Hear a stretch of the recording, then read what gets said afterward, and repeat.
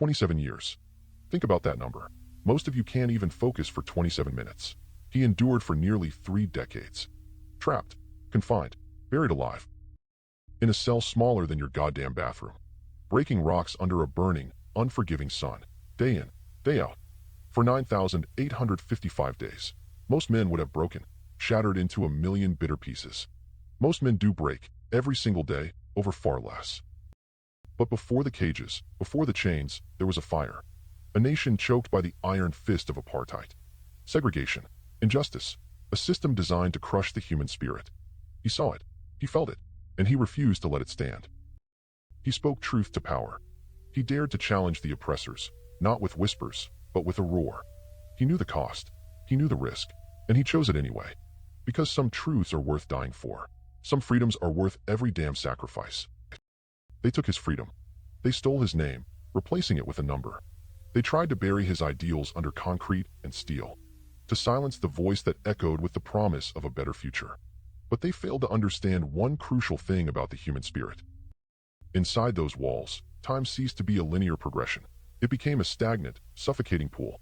Every hour was a year, every day an eternity. He faced the ultimate enemy, his own mind. The gnawing despair, the crushing solitude, the temptation to surrender to the darkness. They forced him to break rocks, to perform meaningless, back-breaking labor under the searing heat, to feel his body decay, his strength wane. But with every swing, with every shard of rock that flew, he wasn't just breaking stone. He was forging an unbreakable will. Fear was a constant companion, a cold, venomous whisper in the lonely hours.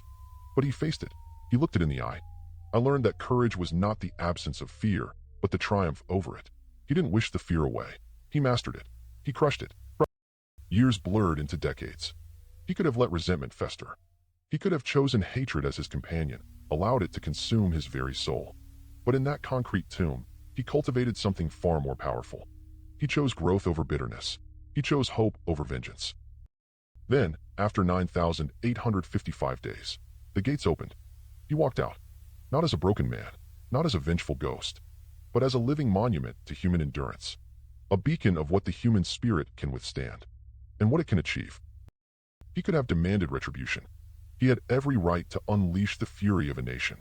But instead, he extended a hand. He spoke of healing, of reconciliation, because it always seems impossible until it's done. And he did the impossible. He chose forgiveness. He united a nation. Now look at your life.